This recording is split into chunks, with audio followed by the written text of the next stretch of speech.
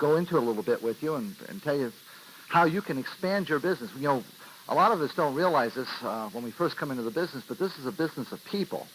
If you've noticed already, at least hopefully, all of your customers and all of your distributors are people, and right? So our objective in expanding our business is exposure. We let people know what we have, and if it interests them, they get involved, either as a customer of ours or as a distributor of ours. If it doesn't interest them, then we go on to somebody else. And a lot of times when we first start, I know when I first started, I thought everybody was going to get in. And so, I didn't have a very big list. I didn't try to make a very big list. I figured, well, you get 6, they get 4, they get 2, and you go direct, you make $1,000 a month. Do that this week. And it didn't work out that way. First off, none of my friends got involved, and none of my relatives got involved when we first got into business. The only people who got involved were people that we didn't know, and I don't know whether it was my friends knew more than they knew about me or what, but for our very first meeting, unknowingly, I was prospecting and contacting people, inviting them to that first meeting with the idea that just in case my friends, there wasn't enough people going to be there that even though all my friends were going to get involved, I was going to have a few extras. And so I invited some people during the day. And it was really interesting because that was easy. Nobody told me how to do it. Nobody even told me what it was. And, our first distributors got into business, and they were people we didn't know. And many of you in this room are represented from people that we didn't know before the business that we contacted. The interesting thing that happened was after we got started, and then I added more people to the list, and we showed all those people the plan, and I got to the point again where I needed to contact or prospect, I was afraid of it. Because now I had all the training, and I'd listened to all the tapes concerning prospecting and contacting, and I thought, all right, this is really going to be tough. And it was something that I'd done my whole life. We make things complicated, and I think that's the biggest difficulty we have in this business. Is the business is very simple, and we complicate it all the time. And so tonight I'm going to try to uncomplicate it a little bit for you, and just give you some basics of what you're doing when you're going out to add people to your list.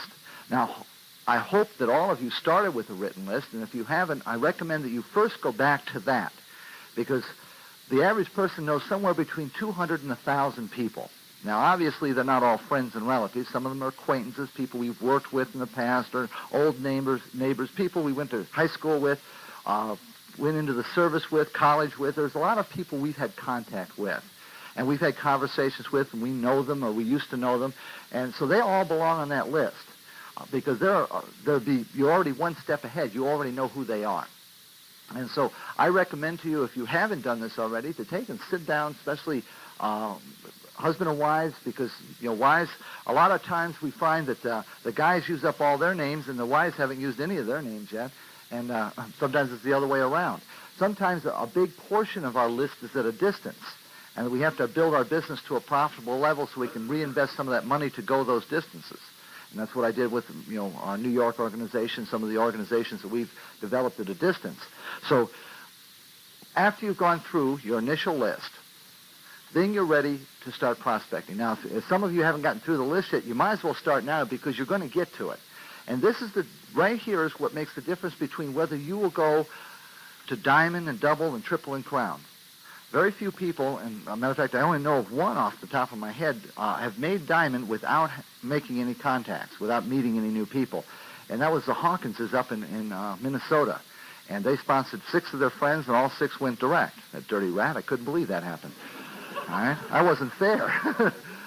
So, but the rest of us all going to have to do it I don't know if I want to say the hard way or not. We're going to have to do it a different way. We're going to have to meet some new people. And that's what's exciting about this. You think about it for a second. If you're just limited to your list and you have a bunch of unfriendly friends or unambitious friends that aren't interested in getting ahead, you're in deep trouble. Okay? You can be as ambitious as you want to be, but if all of your friends are not, you're going to have to meet new friends.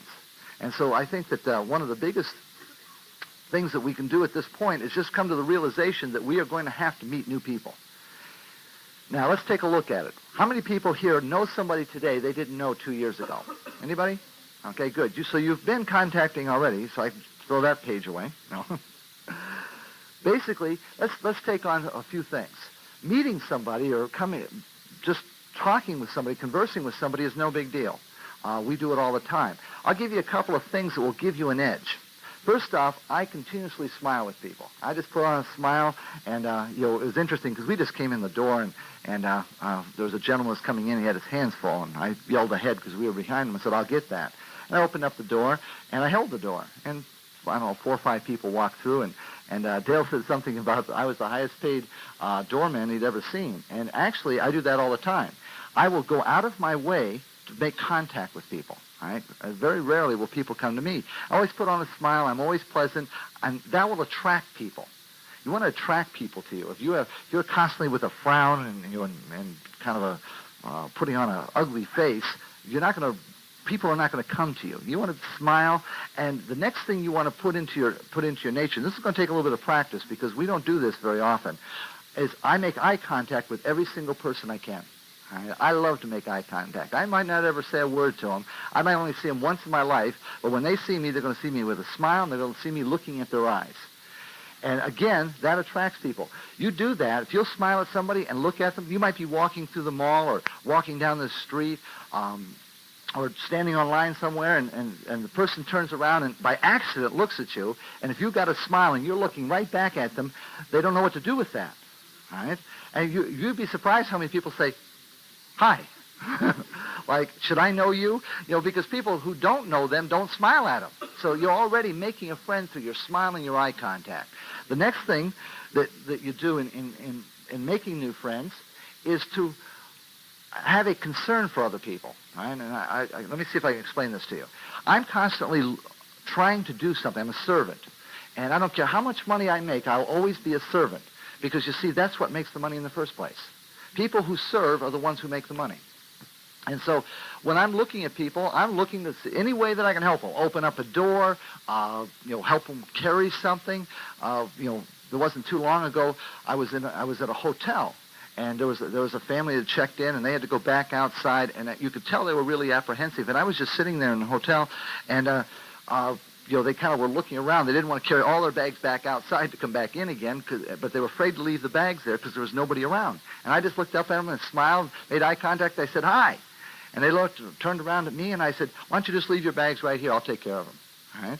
Now, then they looked at each other and then looked back at me, and I still smiled, looking right at them. So they said, "Yeah, okay," and they went outside and they came back, and the comment to them was they couldn't believe in a city that somebody would be willing to step aside and do something like that, or offer a helping hand. And they said, when we went outside, we were sure the bags weren't going to be there when we got back. Okay. Now, I don't know if that has anything to do with my dark complexion or not, but But right away they were I asked them what they were doing in town, and it was easy. From that point on, they were very receptive. They wanted to tell me all about their vacation and where they'd been, and so I'm always looking to be a servant. I'm always looking to help somebody.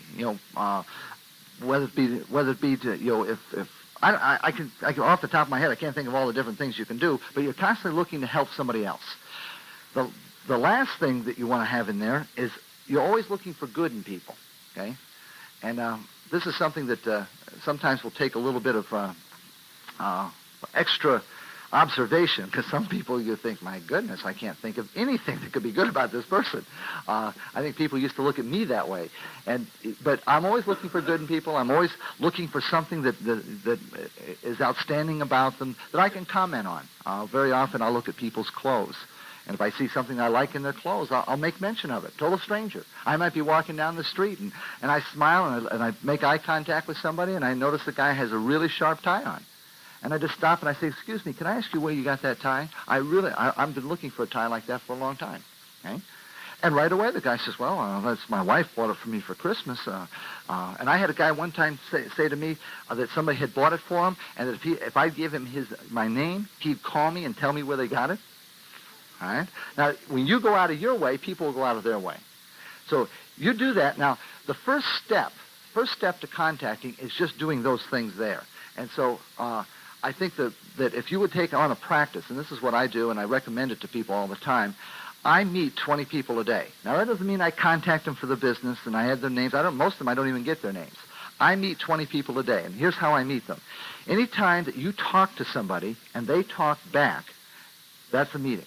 All right? You don't have to get their name or anything like that. So if you say hi and they say hi, that's a meeting. If you say, do you have a match, and they say yes, that's a meeting. If you go to a clothing store and say, do you have a pinstripe suit, and they say yes, that's a meeting. Any time that you've said something and they've said something back, 20 people a day. And I've had people say to me before, well, I work inside, and and I'm not around people, but you know something? You walk by 20 people a day. I don't care if you have to roll down your window at a light and say hi, all right? And you'll find if you will outreach yourself, if you'll step out, they'll step back. Now, this isn't going to help your business. What it's going to do is help you realize that those people out there are not taggers, okay? They're not going to bite your head off if you say something to them. And very often we get a fear, we get into business, and we've done this before. You've all met new people. You just raised your hands. You've all met people before. The challenge is now we're in business, and we think that we have to contact them. We have to talk about the business, and we have to get into a role play or something with them. I don't do that. I don't go out to contact. I don't go out and say, I'm going to pounce on somebody. I'm going to meet somebody today. I go out and just live life. And I'm friendly, and I smile, and I make eye contact, and I have a genuine concern for other people, and I'm always looking to be a servant. Now, if you do that, what you do is you take a business card, 3x5 card, or one of your business cards, and every morning before you go to work, you put it in your pocket. All right? And before you go to bed that night, it has 20 marks on it. And you just put a mark every time you've had a meeting with somebody. And, if it comes at 11:30 at night and you have only got 19, go out to a Perkins, sit down at the counter right there, and when the waitress comes up and says, may I help you? You say, thank you. You can go home and go to bed. Okay? That's step one. All right? Now get in the practice of that. You have to set your own goals. Nobody can set those goals for you. But by doing that, you'll find very often that people will start conversations, and you'll find that you'll have no problem once you get used to that 20 days. Now that means that you're talking about 140 people a week that you're going to say something to. All right? Now it's amazing how at first that seems so difficult and how really simple it is. It's very easy to do. Okay? And it's just a concentration on your part. You have to, and see, most people go around and they look and they see people. People walk by them every day. If you don't believe me, what you do tomorrow is count everybody you see. All right? Just tomorrow, just count everybody you see. That means in cars, that means walking along the side of the road, that means in a store, that means where you work, every place. Count everybody you see and see how many people you see tomorrow. It'll absolutely amaze you. All right? Now, all I'm saying is taking a small percentage of those people and say something to them. All right? And you'll find that you'll start getting into practice. Now, the step two is you begin to start asking questions. When you ask somebody a question, they will talk about themselves. And I'll tell you right now, do you know who everybody's favorite person is? Themselves. Okay? Now, if you're making statements to people all the time, they're thinking, they might be thinking something else. They might be thinking, oh, well, why is he talking to me? You ask a question and they don't ever think it. All right? And I don't mean complicated questions like, where'd you go to college or anything like that. I mean just something like, nice day, isn't it? Okay? Or ask directions. Ask for help. People also like to be servants. And that's a very simple way to start a conversation. All right? Do I know you?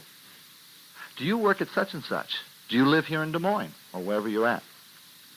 And you will find by starting to ask people questions, it will lead you more into context. Now, you might not do nothing more than say, nice day, isn't it? The guy goes, yeah, and walks off. Well, that's fine. You've accomplished step two. Step three. And this is where it's going to take a little bit of practice, but it's very simple. Always introduce yourself. All right? Now you're meeting people, you say hi, and some of them you might find that it'll be very simple. Ask a question. You ask a question, it might lead to another question, but before you're done, you say, by the way, my name is Bert Gulick. And if you're planning or not planning, it'll absolutely surprise you.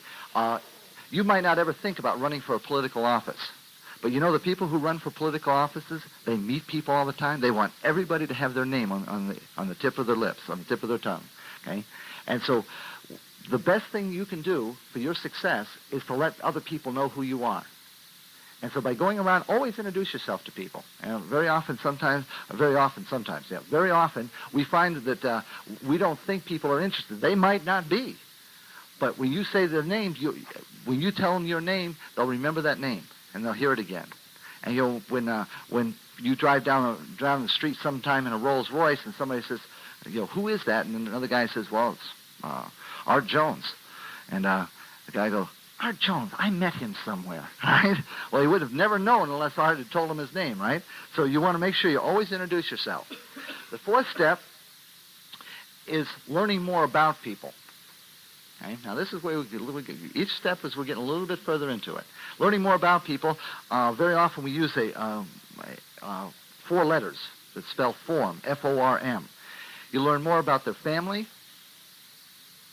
more about their occupation, F-O, more about their recreation, what they like to do, and more about the M stands for money. Some people say motivation, but more about where they're going, what their plans are. And now, the further down that F-O-R-M you get, the closer you get to M, the more experience you have. It's easy to ask somebody, are you married? Have any kids? That's easy. All right. Occupation, what type of work do you do? That's not too difficult. Recreation gets, well, what do you like to do? You just met this guy. It might seem a little strange at times, but you work into that. It won't be just that question of what do you like to do. It might be you seeing the guy with a canoe on top of his car. You talk to him, do you canoe often? All right? And you're looking for things, you're looking for points of interest. All of these things are a build-up. All right? None of them have anything to do with the business yet. The first 4 steps of learning how to meet and talk to people have nothing to do with this business. From this point on, now we're going to deal with the business. And you need to, first off, realize who you're looking for. You are looking for people who are looking. All right?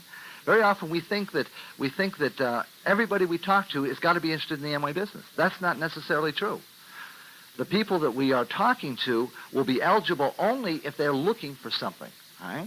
If somebody is looking for a way to get their clothes cleaner, we have something to offer them. If they could care less, we don't have anything to offer them. All right? If somebody's looking for more money or a better lifestyle or a way to take a vacation or a way to buy a home, we have something to offer them. So if they're not looking, we don't have anything to offer them. If they are, we need to know more about what they're looking for so that we can show them more about what we have to make those things come true. All right? So when you start talking to people and meeting people, and you're going out and you're talking to 20 people a day, you ask them a few questions, you introduce yourself, you find out a little bit more about them in some cases. Now, this isn't everybody. See, if you go out to do this with every single person that you meet, you'll stop tomorrow. You won't even get started. Let's look at actually how you prospect.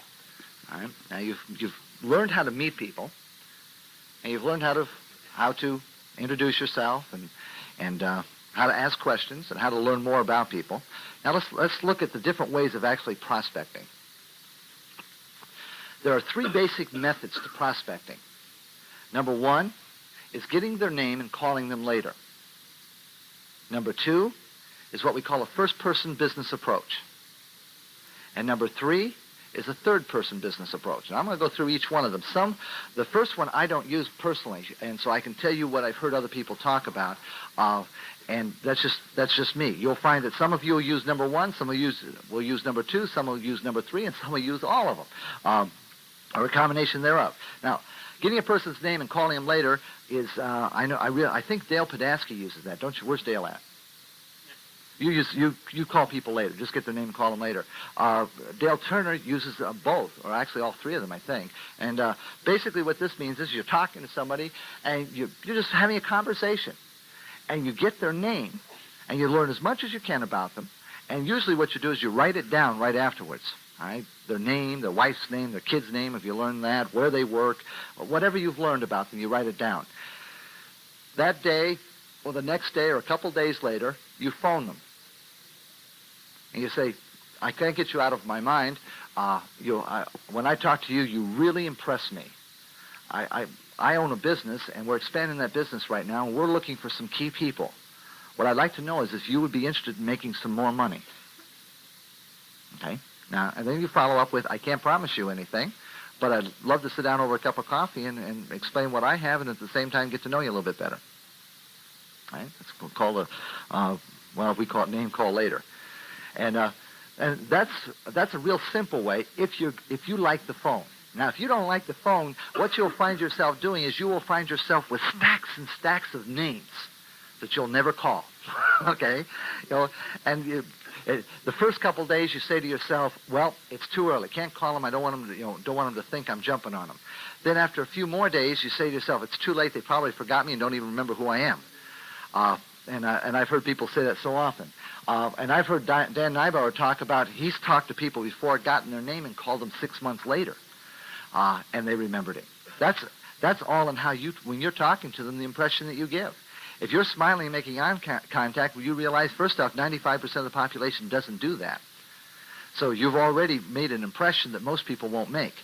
By being generally concerned with them and asking questions, asking them questions, you will make yourself more vivid in their minds. So it's never too late to call somebody. If you've got their name and number, you can call them and say, hey, listen, we met, you might not remember this, but we met 10 years ago, and you really impressed me then. I don't know exactly how you would do that phone call, but you see what I'm saying? It's feasible. All right? Let's go to the second one. The second one is the first-person business approach. You're talking with a person, and they somewhere in the conversation, they start talking about either something they're dissatisfied with or something they would like to have. All right?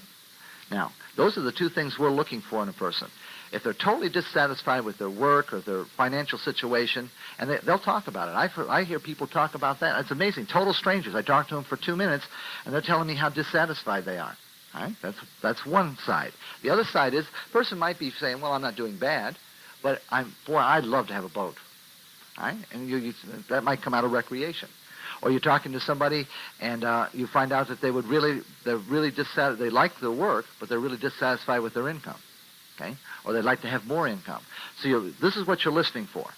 Now, when somebody brings that up, bring it out of them. All right? Ask them questions. Don't make statements. Don't say you're in a rut. Okay? Boy, I bet you really hate this job. Right away, they'll defend it because the person's interest is themselves. What I do is like when I might be in a store and I'm talking to a guy and I say, boy, I can tell you really enjoy your work. And he says, yeah. I said, they must pay you real well. And then when I say that to him, he does one of these things, looks to both sides and says, are you kidding me? It's amazing how many people say that. I do that to waitresses all the time. And I say, boy, you're running around here. You must really enjoy your work. Now, if they say yes to that, I say, I bet you really make some good money here, too. And I haven't had one say yet. I have never had one say, yes, I make really good money. They always say, are you kidding me? Or, you must not know very much about waitresses or whatever. And so that starts the conversation. All right? Well, I'm looking, and so my next thing is when a person's talking, either they're dissatisfied or they're looking for more, my question to them is, does this mean you're looking? All right? Does this mean you're looking? And a person might say, yeah. Or ask me, well, what do you mean? Or they'll come, the only thing I'm not looking for is no, I'm not looking. All right? If a person says, no, I'm not looking, then I can just go on from there. I say, I say, great. And I say, well, listen, I got to go and take off. If the person says, yeah, I'm looking, I'm always looking. All right? Then I say to them, well, does that mean that you would consider diversifying and have a second or third income? And if they say yes to that, I say, well, I own a business, and I'm expanding that business right now, and I'm looking for some key people. Maybe you and I ought to sit down over a cup of coffee and go over some ideas, and at the same time, maybe I can get to know you a little bit better. All right? The guy says, well, what's it all about? I say, that's why we're going to sit down over a cup of coffee. All right? Person asks questions, I say, and I always do this. Now, watch me carefully. I'm talking to a person. I usually have a very comfortable stance, and a person comes at me and asks a question. All right, like, oh, what is it? I take a step back, and I say, wait a second. All right? Put 1 foot back, and I put my hand up. I say, wait a second. I can't guarantee you anything, so there's no sense of getting into it now. I'll tell you what. Why don't you give me your name and number, and I'll fit you into my schedule. I'll give you a call, and we'll sit down. I'll explain what I have, And I keep my hand up the whole time. I'll explain what I have, and if you qualify, then maybe we can do business together. All right? So whenever somebody asks you a question, step back and put your hand up. All right? Hold it. And you'll find that they go, they're coming forward, and you say, hey, that's far enough. All right? I don't know if you qualify yet or not. Let's not get too carried away here. I didn't say you could ask a question. All right? And this is posture. You have got the cookie. You have got the way that they can make the money. They've just expressed to you that they want it. So you're going to do it on your terms. That would be in anything that you do. So in the first person, you're talking to a person, you bring up your business. Now, how many of you have business cards with your business on it? Those of you that don't, I recommend that you get with your sponsor, your upline direct tonight before you leave. Sit down with them, figure out a name for your business. If you already have a name, draw it out a little bit so you can see what your business card is going to look like. And tomorrow, do not procrastinate, tomorrow get your business cards made. All right? They're very inexpensive. I don't know, you get 500 of them is usually what people get. That'll last you until at least 1984. Unless you're really good, then you can get 1,000. All right? But get your business cards. When people ask for your business, I always hand them a business card. It's really kind of a challenge. Well, I don't always. One contact I made just recently over at Clearwater Beach, there was a lady, Bump and I were over counseling, and there was a lady, we were talking to her, and and we got to talking about the business and everything, and she decided she wanted to see the plan, and I only had a bathing suit on. And so I went back to the car, and I didn't have a business card. I looked all over the car, couldn't find a business card. So I had to give her, I don't remember what it was. I think it was an offering envelope, but with my name and phone number on it, and had to rip it in half and get her name and phone number. But if that's going to be, it's going to be. But it would have been a lot better if she asked for my business card, and then I had to hand her an offering envelope. You do whatever you got to do. It's more professional and it's better if you have the business card. I thought at the time, I teach this all the time. I can't believe I'm caught without a business card. Anyway, you have your business card. You always hand them two. One for them to keep, one for them to put their name and their phone number on. All right? If they're writing it, they're saying, I'm giving this to you. If you're taking it, it's almost a solicitation. Give me your name and phone number. All right? I say, put your name and phone number on there. If you're really interested in getting ahead, put your name and phone number on there. When my schedule opens up, I'll give you a phone call. Right? And that's the first-person business approach. The third type of approach is called a third-person business approach. And it's a little bit different. I'm talking to somebody, and usually with this, I'm looking, and it's very simple to get into this. This is probably the simplest contact, at least it is for me, because I'll be talking to somebody, and I'll be looking to find out their occupation or where they live. I key off those two things. After I've introduced myself and they've introduced themselves, or in that conversation someplace, I find out that they work, that they're an engineer. Okay? And I say, oh, really? I said, this is exciting. Maybe you can help me out. You see, I'm in business for myself. I own International Business Services, and I'm looking for an engineer. You wouldn't happen to know one that would like to make some good money, would you? Okay? I don't care what his occupation is. I'm looking for one of those. All right? Is there anybody in the room that doesn't want an engineer in their group? No. Anybody in the room that doesn't want a dog catcher in the group? Anybody in the room that doesn't want a Indian chief in their group? Okay? I don't make any difference what their occupation is. I want one. All right? And I'd like to get them to direct, so then I can find another Indian chief and say, listen, we already got an Indian chief that's direct, so I know you can do it. Okay? So I'm always looking. I'm looking for one person from at least one person from every occupation. I'm looking for one person from every single town in America. And when I've got that done, then I'll start working in other places. But so I might be talking to somebody, and we'll have a little conversation, and I'll look for signs. You've got to really be observant. All right? I might look down at his license plate and find out this license plate says Illinois. I says, are you from Illinois? I say, yeah. Well, what part of Illinois are you from? And he'll say, Galesburg. I said, really? Galesburg? I said, well, that's really a coincidence. I'm expanding my business to Galesburg. You wouldn't happen to know somebody down there that's, lived there for a while that would like to make some good money, would you? Okay? Now, the purpose behind a third-person approach is it's very simple. You're talking past the person. You're not talking to that person. So if he says, no, I don't know anybody, no problem. All right? You know, and what you find is you find somebody who's ambitious that's looking and will pick up on it. I've asked people before, do you know somebody that has your occupation or that lives in your area, they'd like to make some really good money? And the guy goes, geez, no, I can't think of anybody who wants to make money.